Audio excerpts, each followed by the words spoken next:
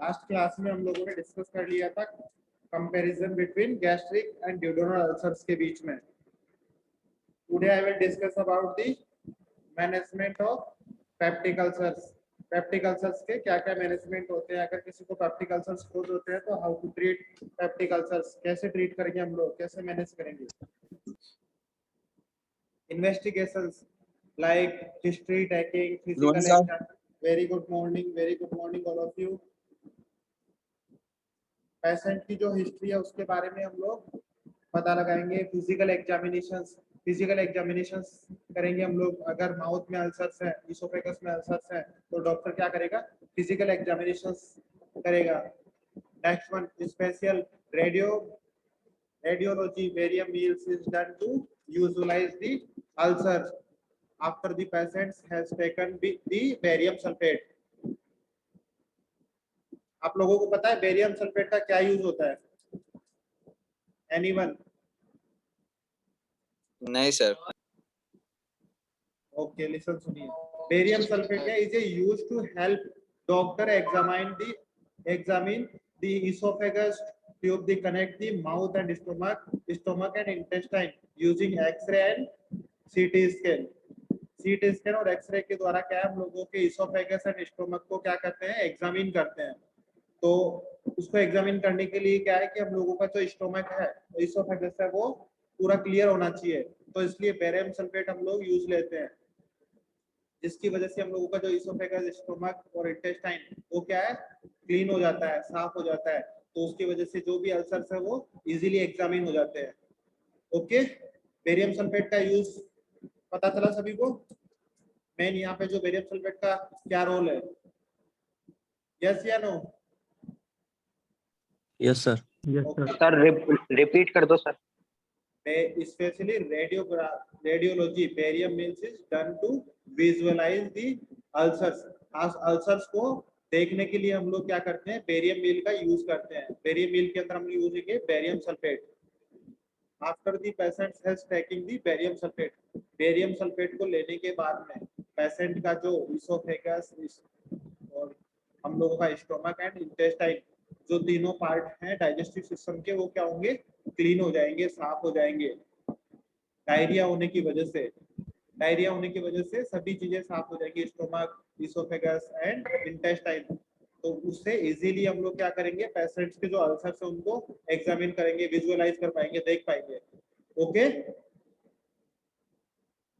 समझ में आया? Yes sir. ओके जी sir. gastroscopy and duodenoscopy to absorb the mucosa. Gastroscopy means is a procedure where a thin flexible tube called an endoscope is used to look inside the esophagus, stomach and first part of the small intestine, duodenum. यहाँ पे gastroscopy से हम लोग क्या करेंगे, examine करेंगे हम लोगों के इसोफेगस पार्ट को, stomach and first part of small intestine, duodenum. इसको क्या करेंगे हम लोग गैस्ट्रोस्कोपी से आइडेंटिफाई करेंगे, एग्जामिन करेंगे. देन ड्यूडेनोस्कोपी मींस जो हम लोग का ड्यूडेनल पार्ट है, स्मॉल इंटेस्टाइन का जो ड्यूडेनल पार्ट है, उसको हम लोग क्या करेंगे, एक तरीके से माइक्रोस्कोपी मेथड्स होते हैं, गैस्ट्रोस्कोपी एंड ड्यूडेनोस्कोपी. इसके अंदर हम लोग क्या है, अल्सर्स को एग्जामिन करते हैं. ये क्या है, gastroscopy and duodenoscopy to observe the mucosa, जिससे हम लोग ऑब्जर्व करेंगे किस चीज को, म्यूकोसा के, कि स्मॉल इंटेस्टाइन का जो पार्ट है, duodenum and stomach and oesophagus के अंदर जो म्यूकोसा है उसकी लेयर प्रॉपर्ली बनी हुई है लाइनिंग में, या कहीं पे हम लोगों को डिफिकल्टी देखने को मिलती है, या अल्सर्स प्रेजेंट होते हैं. Next one, biopsy may be done for gastric ulcer to diagnosis being और मैलिग्नेंट चेंजेस. बायोप्सी मींस ये बेरियम मील जो हम लोग बेसिकली यूज लेते हैं वो डायग्नोस्टिक टेस्ट के लिए यूज लेते हैं. हम लोग अल्सर्स का जो डायग्नोस्टिक टेस्ट करते हैं उसके लिए जो एजेंट यूज लेते हैं वो बेरियम मील यूज लेते हैं, और इसके अंदर जो यूज होती है वो बेरियम सल्फेट यूज होती है. Biopsy may be done for gastric ulcers to diagnosis beginning or malignant changes. Biopsy means is a sample of tissue taken. Is a sample of tissue taken from the body in order to examine is more closely. Yes. Yes. Biosphere के अंदर हम लोग क्या करेंगे, हम लोगों के जो सैंपल लेंगे कहाँ से, हम लोगों की बॉडी जो डाइजेस्टिव ट्रैक्ट का जो पार्ट है, स्टोमक, इसोफेगस या ड्यूडेनम से, तो सैंपल हम लोग sample of tissue taken from the body in order to examine is more closely. अगर हम लोगों को अल्सर्स के बारे में क्लोजली आइडेंटिफाई करना है, क्लोजली एग्जामिन करना है, तो हम लोग क्या करेंगे, टिश्यूज का सैंपल लेंगे, देन उसको क्या करेंगे, एग्जामिन करेंगे। It's means बायोस्फी। बायोस्फी के अंदर हम लोग क्या करेंगे, टिश्यू का सैंपल कलेक्ट करेंगे, देन डायग्नोस करेंगे। Next one, stool examination to detect presence of blood, occult or fresh in stool which may be sign of bleeding from the gut। Stool examination के अंदर हम लोग क्या डिटेक्ट करेंगे, presence of blood. अगर हम लोगों के स्टूल के अंदर ब्लड की प्रेजेंस हम लोगों को शो होती है, इट्स मींस आपको अल्सर्स हो सकते हैं। इन stool which may be sign of bleeding from the gut, और हम लोगों को ब्लीडिंग भी हो सकती है हम लोगों के गट से। देन गैस्ट्रिक जूस एनालिसिस, और अगर हम लोगों को आइडेंटिफाई करना है तो हम लोग gastric juice, do you know, कोई बताएगा गैस्ट्रिक जूस क्या होता है हम लोगों के, example of gastric juice. HCl। Yes, HCl, pepsin वगैरह जो हम लोगों के एंजाइम्स होते हैं, वो जो हम लोगों के स्टोमक से रिलीज होते हैं, उनका भी हम लोग क्या करेंगे, सैंपल लेके एनालिसिस करेंगे। Sir yes. बेनिग्न और मैलिग्नेंट क्या होता है? यस सर ये तो बेनिग्न और मैलिग्नेंट सर ट्यूमर भी होता है ना, benign tumour and malignant tumour. हाँ, ये अगर हम लोगों को डायग्नोसिस करते हैं उसके अंदर हम लोगों को फाइंड हो सकता है कि अगर जो अल्सर के अंदर क्या होता है, अगर अल्सर हम लोगों को ट्रीट नहीं होता है और अगर वहाँ पे जो सेल्स होती है उनका एनलार्जमेंट हो जाता है साइज का, इट्स मींस वो अगर ज्यादा अमाउंट के अंदर लार्ज साइज हो जाती है सेल्स की, टिश्यूज की, इट्स मींस कैंसर। कैंसर के अंदर क्या होता है, एबनॉर्मल ग्रोथ ऑफ सेल्स और टिश्यूज की जो एबनॉर्मल ग्रोथ होती है उसके वजह से जो ऑर्गन होता है, फर्स्ट ऑफ ऑल सेल्स की साइज बढ़ती है, then increase the size of tissues, then cells और टिश्यूज के बाद में ऑर्गन, कंप्लीट ऑर्गन की साइज भी एनलार्ज हो जाती है, वही क्या होता है हम लोगों का कैंसर होता है। तो यहाँ पे भी टिश्यूज के अंदर क्या होता है, अल्सर्स के अंदर क्या होता है, जो सेल्स होते हैं, टिश्यूज होती है, उनकी साइज के अंदर डिफरेंस हम लोगों को देखने को मिलता है। Okay sir hello. Okay sir yes hello sir yes yes बोलिए। सर यहाँ पे मैलिग्नेंट यहाँ पे कहने का मतलब सर यहाँ पे ब्लड के थ्रू नहीं स्प्रेड होगा, मतलब लार्ज होगा। आवाज नहीं आ रही है आपकी, क्या बोलना चाह रहे हो सर मैलिग्नेंट यहाँ पर सर कहने का मतलब यहाँ पर ब्लड के थ्रू भी नहीं ये मतलब ये स्प्रेड होगा। हाँ, हम लोगों को ब्लीडिंग भी देखने को मिलेगी, मैलिग्नेंट चेंजेस हम लोगों को अगर होंगे ना तो उस कंडीशन में हम लोगों को ब्लीडिंग भी देखने को मिलेगी। Okay yes sir okay. Medical treatment of peptic ulcers और duodenal ulcers. One aspect of treating peptic ulcers is neutralizing or decreasing stomach acidity। यहाँ पे क्या होगा, treating peptic ulcers and neutralising और डिक्रीजिंग स्टोमक एसिडिटी। हम लोगों को stomach के अंदर जो HCl का सीक्रेशन क्या हो रहा है, ज्यादा हो रहा है और एसिडिटी ज्यादा हो रही है, तो उसको हम लोग कैसे ट्रीट करेंगे, न्यूट्रलाइजिंग करेंगे पीएच को, जहाँ पे एसिडिक पीएच ज्यादा हो रही है उसको न्यूट्रलाइज करेंगे एंड डिक्रीजिंग स्टोमक एक्टिविटी, वो एसिडिटी जो हम लोगों की एसिडिटी है ज्यादा हो रही है तो उसको डिक्रीज करेंगे with the help of neutralising agents like antacids. Antacids हम लोग यूज लेते हैं, एनीवन कोई बताएगा एंटासिड्स के एग्जांपल? आप लोगों ने एंटासिड्स पढ़े हैं इनऑर्गेनिक केमिस्ट्री के अंदर फर्स्ट सेमेस्टर में। Sodium carbonate sir, sodium bicarbonate, aluminium hydroxide gel, ये सब यहाँ होता है। पे सिस्टमिक एंटासिड्स कौन से हैं और नॉन सिस्टमिक एंटासिड्स कौन कौन से हैं?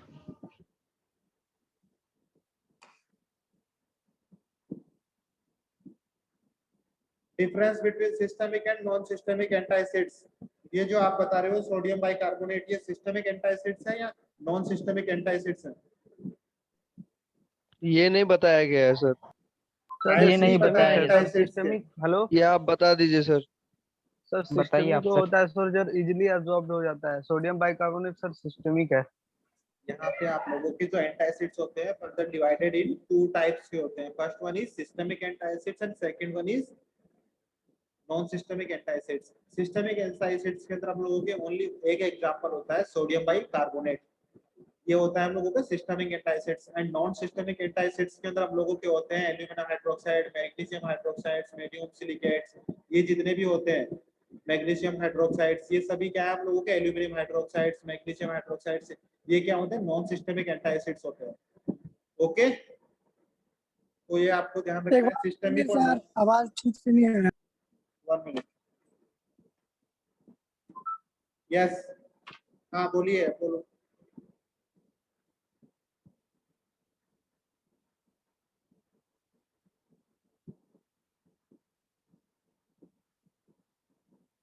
आगे चले।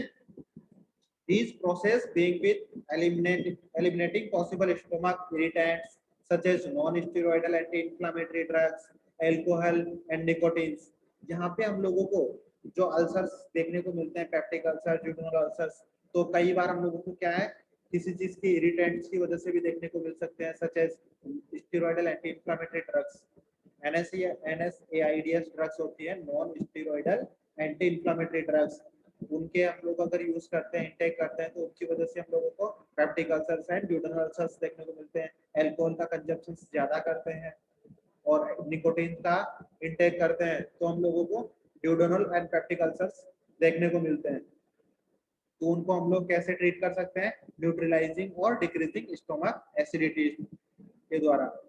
All the blends diets may have a place in the treatment of ulcers. Do you know blend diet? Anyone कोई बताएगा blend diet क्या होती है? Yes या no? Hello. Hello no sir, no sir. Hello sir. Yes बोलिए। Hello Yes. Sir वो bland diet जो होते हैं सर वो ज्यादा स्पाइसी नहीं होते हैं सर, उनमें ज्यादा मतलब नॉर्मल सॉफ्ट होते हैं। Right.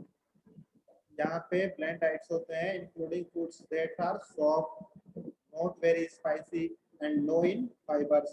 यहाँ पे जो blend diet होती है वो क्या होती है, एक तरीके से सॉफ्ट होते हैं और स्पाइसी क्या होते हैं, बिल्कुल भी नहीं होते हैं।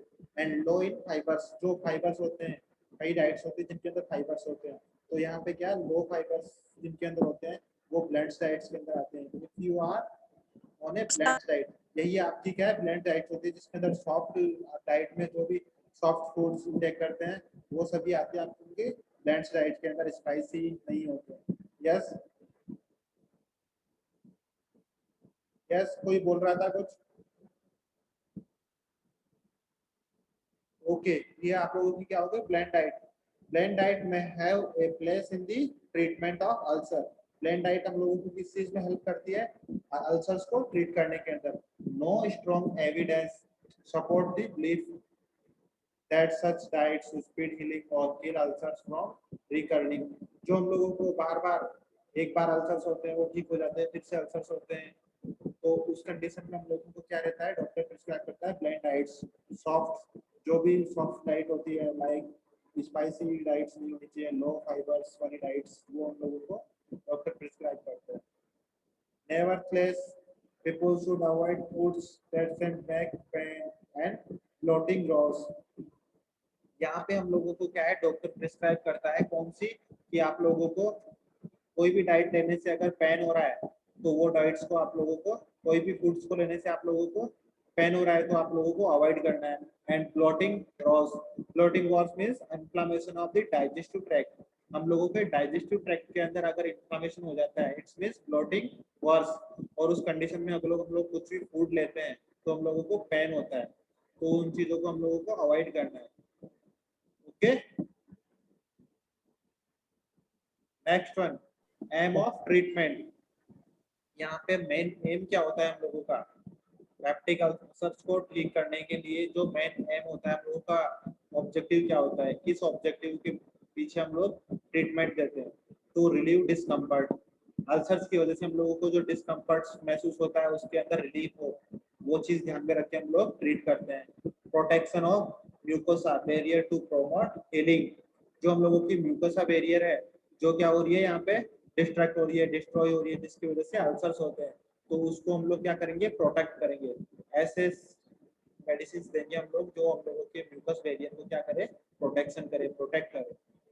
Prevention of complications and recurrence, और जो कॉम्प्लिकेशंस हम लोगों को आ रहे हैं पेप्टिक अल्सर्स के साथ में कि बार बार हो रहे हैं, तो रिकरेंस से मतलब यहाँ पे है कि आपको बार बार अल्सर्स हो रहे हैं, एक बार होते हैं फिर वो ठीक नहीं होते हैं फिर दोबारा से हो जाते हैं, तो उन लोगों की कॉम्प्लिकेशंस को हम लोग क्या करेंगे प्रिवेंट करेंगे।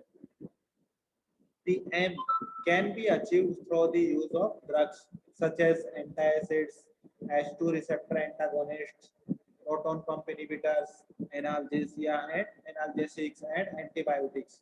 ये क्या है ड्रग्स की कैटेगरीज हैं जो कि हम लोग यूज करते हैं for the treatment of ulcer. Ulcer के ट्रीटमेंट के अंदर हम लोग इन कैटेगरीज की ड्रग्स यूज लेते हैं, लाइक एंटासिड्स जो मैंने आप लोगों को बताया, systemic antacids, non systemic antacids. Systemic के अंदर सोडियम बाइकार्बोनेट, नॉन सिस्टमिक के अंदर magnesium hydroxide, aluminium hydroxide, magnesium sulphates, there are the antacids, non systemic antacids. H2 receptor antagonist, H2 receptor antagonist के अंदर आप लोगों ने नाम सुन रखे होंगे, किसने रेंटेक का नाम सुन रखा है? रेंटेक अभी तक आप लोगों ने कोलोजी नहीं पढ़ी है तो आप लोगों को पता नहीं होगा, फिर भी किसी ने सुन रखा है रेंटेक का नाम? एनीवन? यस या नो? यस या नो? यहाँ पे H2 रिसेप्टर एंटागोनिस्ट ड्रग्स होती है जो कि हिस्टामिन, ये H2 क्या है यहाँ पे हिस्टामिन के रिसेप्टर होते हैं। H2 रिसेप्टर हिस्टामिन के सेकंड रिसेप्टर्स होते हैं जो कि हम लोगों के बॉडी में प्रेजेंट होते हैं, तो वहाँ पे क्या होता है एंटागोनिस्ट हम लोग देते हैं, जहाँ से H2 रिसेप्टर्स क्या हम लोगों के स्टमक में भी होते हैं, तो वो रिलीज करते हैं क्या HCl। ज्यादा अमाउंट में अगर HCl सिक्रीट करते हैं तो उनको रिलीज को कम करने के लिए हम लोग क्या देंगे H2 receptor antagonist.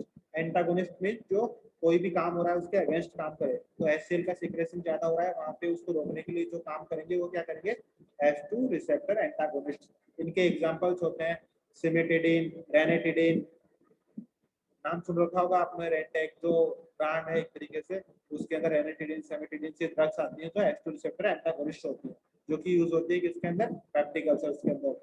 Proton pump inhibitors PPI, PPI means proton pump inhibitors, आप लोगों ने नाम सुन रखा होगा omeprazole, rabeprazole, pantoprazole, these are the proton pump inhibitors.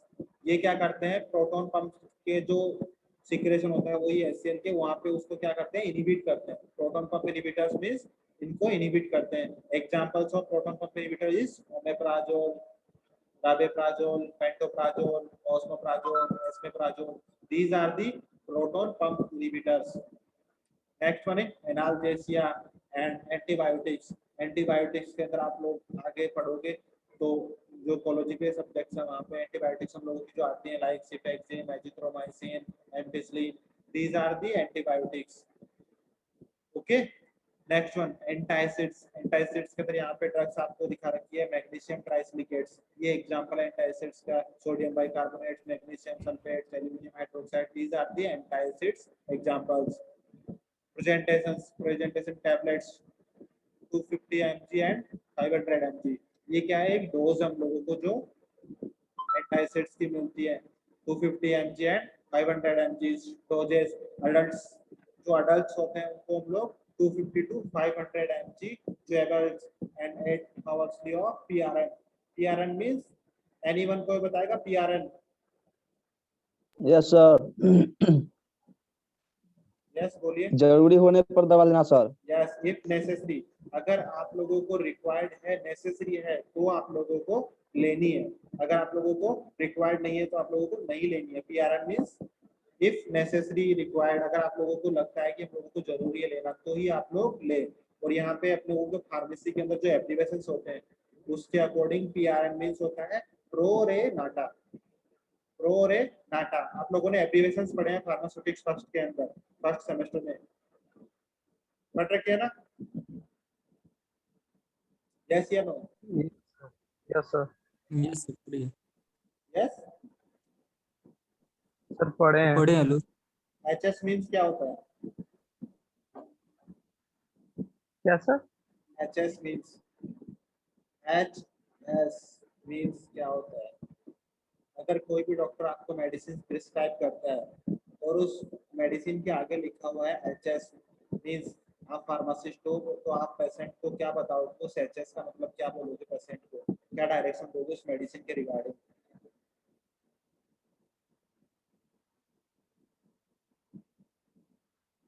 HS means इसको पता है, यस या सर सर एचएस होता है कि आरएक्स सर होता है?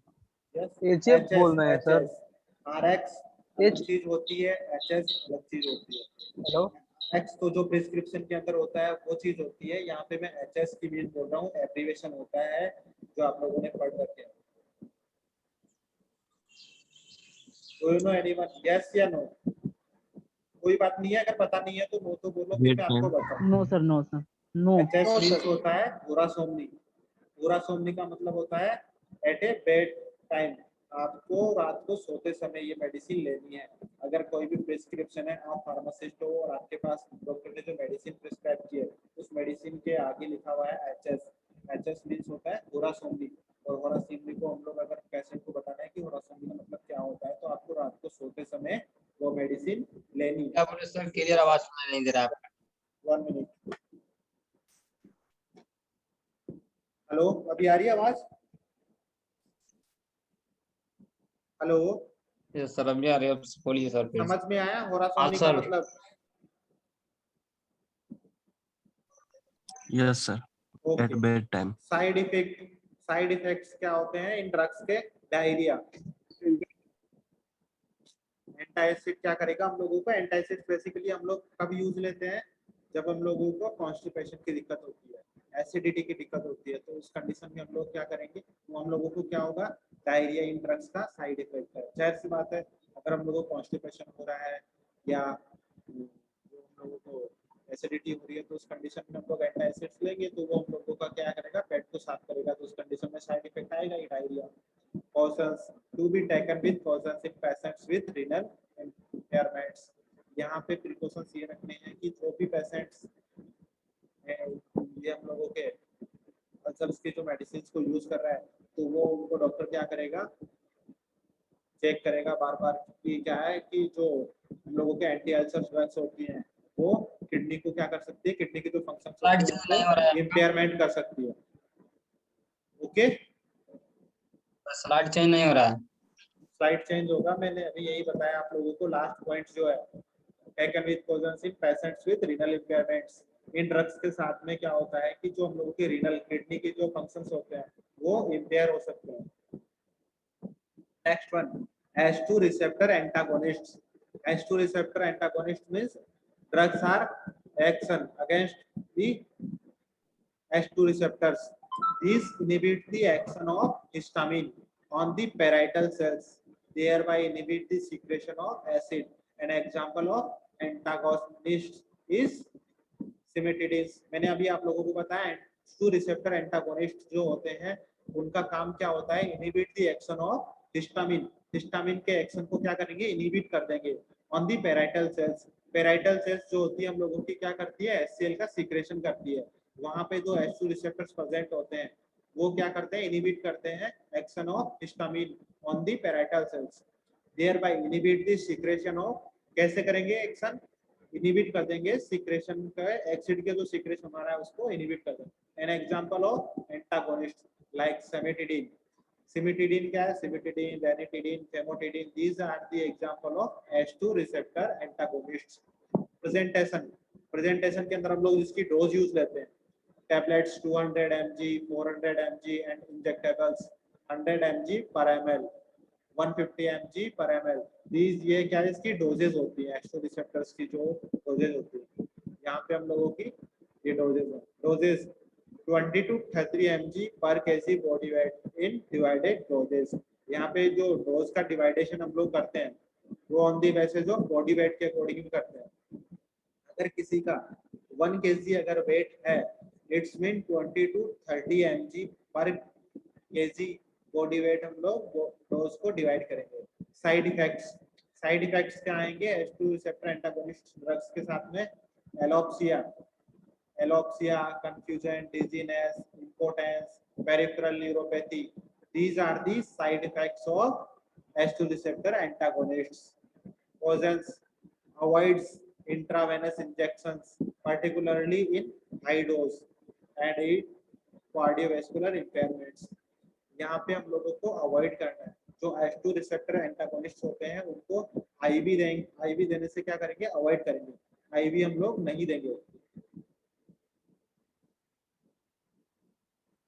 बिकॉज इनके साथ में साइड इफेक्ट्स आते हैं, कार्डियोवैस्कुलर इम्पेयरमेंट्स, जो हम लोगों का हार्ट है, हार्ट के जो फंक्शंस है वो यहाँ पे क्या हो जाएंगे, इम्पेयर हो जाएंगे, इम्पेयर्ड हो जाएंगे, बिगड़ जाएंगे। तो हम लोगों को क्या करना है, आईवी अवॉइड करना है H2 रिसेप्टर एंटागोनिस्ट्स को। Proton pump inhibitors, proton pump inhibitors जो कि इनहिबिट करते हैं प्रोटॉन पंप के एक्शंस को। एन एग्जांपल इज ओमेप्राजोल, पेरिलोसे यहाँ पे क्या है, इसका ब्रांड नेम है, ओमेप्राजोल, पेंटोप्राजोल, डोमपेरिडोन, वो एस्मोप्राजोल, ये क्या है, प्रोटॉन पंप इनहिबिटर्स है। प्रेजेंटेशन की जो डोज आती है वो कितनी आती है, कैप्सूल्स आते हैं। आप लोगों ने देखा होगा प्रोटॉन पंप इनहिबिटर्स के जो ओमेप्राजोल के कैप्सूल्स आते हैं 20 mg उनके अंदर डोज होती है। Dose 20 mg orally 6 hours for 4 to 6 weeks। यहाँ पे हम लोग जो डोज है ओमेप्राजोल की वो 20 mg ओरली है। Paediatrics dose is not established, यहाँ पे बच्चों के लिए प्रोटॉन पंप इनहिबिटर्स की कोई भी डोज अभी तक नहीं बनी है। साइड इफेक्ट्स, साइड इफेक्ट्स क्या क्या आएंगे प्रोटॉन पंप इनहिबिटर्स के साथ में, हेडेक होगा, डिजीनेस होगी, diarrhoea, abdominal pain, vomiting, flatulence, rashes, back pain, these are the side effect of proton pump inhibitors। Next, antibiotics are increasingly being used when the bacterium Helicobacter pylori is the underlying cause of peptic ulcers। हम लोगों ने जब starting में पढ़ा था peptic ulcers के जो causes होते हैं वो किसकी वजह से होते हैं, तो वहाँ पे हेलिकोबैक्टर पायरोली, एच पायरोली जो बैक्टीरिया होता है, अगर उसकी वजह से हम लोगों को अल्सर्स कोज होते हैं तो वहाँ पे हम लोग कौन सी मेडिसिन यूज लेंगे, antibiotics are increasing be used when the bacterium helicobacter pylori is the underlying causing of peptic ulcers. अगर एच पायरोली बैक्टीरिया की वजह से पेप्टिक अल्सर्स हैं तो हम लोग वहाँ पे यूज लेंगे एंटीबायोटिक्स। मेट्रोनिडाजोल लाइक मेट्रोनिडाजोल्स, amoxicillins और tetracyclines is commonly used in the peptic ulcers. Peptic ulcers के अंदर हम लोग जो यहाँ पे एंटीबायोटिक्स यूज लेंगे कौन कौन सी लेंगे, metronidazole, amoxicillin, tetracycline, these drugs are used in the peptic ulcer as an antibiotic। Analgesic for pain may be prescribed। यहाँ पे हम लोग क्या करेंगे, अगर पेन हम लोगों को होता है ड्यू टू दी अल्सर्स की वजह से, तो वहाँ पे हम लोग क्या करेंगे, प्रिस्क्राइब करेंगे पेनाडोल जो ड्रग है वो हम लोग यूज करेंगे। कॉम्प्लिकेशंस, पेप्टिक अल्सर्स के ट्रीटमेंट के साथ में क्या क्या कॉम्प्लिकेशंस हम लोगों को देखने को मिलते हैं। हीमोरेज, हीमोरेज मींस बहान लेके खो जाई का तरह तो मिल जान डायरेक्ट बटन रुए तो ये खाता तरह कहता लो सभी अपने आप को म्यूट रखिए।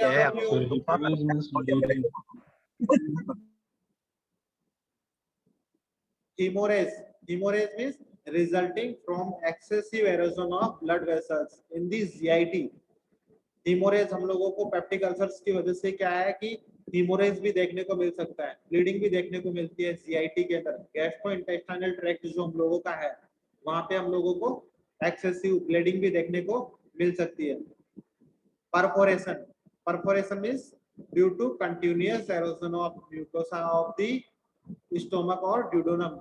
पेप्टिक अल्सर्स में perforate through into the peritoneal cavity and cause acute abdomen। यहाँ पे प्रोफेरेशन मींस जो हम लोगों का म्यूकोसा है वो लगातार, म्यूकोस का क्या हो रहा है यहाँ पे, डिस्ट्रक्शंस हो रहा है। म्यूकोसा क्या है, लगातार यहाँ पे म्यूकोस का ब्रेकडाउन हो रहा है, जिसकी वजह से हम लोग कहाँ पे, स्टोमक एंड ड्यूडेनम के अंदर। पेप्टिक अल्सर्स में प्रोफेरेट एंड पेरिटोनियल कैविटी की वजह से हम लोगों को क्या है पेप्टिक अल्सर्स कॉज होंगे एंड एक्यूट एब्डोमिना कॉज हो सकता है एब्डोमेन जो हम लोगों का एब्डोमिनल कैविटी है stomach large intestine small intestine वहां पे हम लोगों को एक्यूट एब्डोमेन कॉज हो सकता है इन्फ्लेमेशन कॉज हो सकता है pylori obstructions means which occurs distal to pyloric sphincters as a result of edema of the inflamed tissues or due to screening of the previous ulcers. यहाँ पे पायरोलिक obstructions का मतलब क्या है ये हम लोगों को कब देखने को मिलता है pyloric स्पिंचर्स and results of oedema अगर हम लोगों के जो डाइजेस्टिव ट्रैक्ट है वहां पे अगर हम लोगों को एडिमा देखने को मिलता है ड्यू टू दी इन्फ्लामेटेड जो टिश्यूज है उनकी वजह से और प्रीवियस अल्सर्स जो पहले के उनकी वजह से हम लोग क्या देखने को मिलेगा pyloric obstructions malignant changes means resulting from the chronicity of the ulcers अगर हम लोगों के अल्सर्स क्रोनिक हो जाते हैं ज्यादा हो जाते हैं घाव हो जाते हैं एक तरीके से उस कंडीशन को हम लोग क्या बोलेंगे मैलिग्नेंट चेंजेस ये हम लोगों के पेप्टिक अल्सर्स टॉपिक कंप्लीट हो गया है any query regarding peptic ulcers अगर किसी को भी कोई भी क्वेरी है तो वो डिस्कस कर सकता है पूछ सकता है एनीवन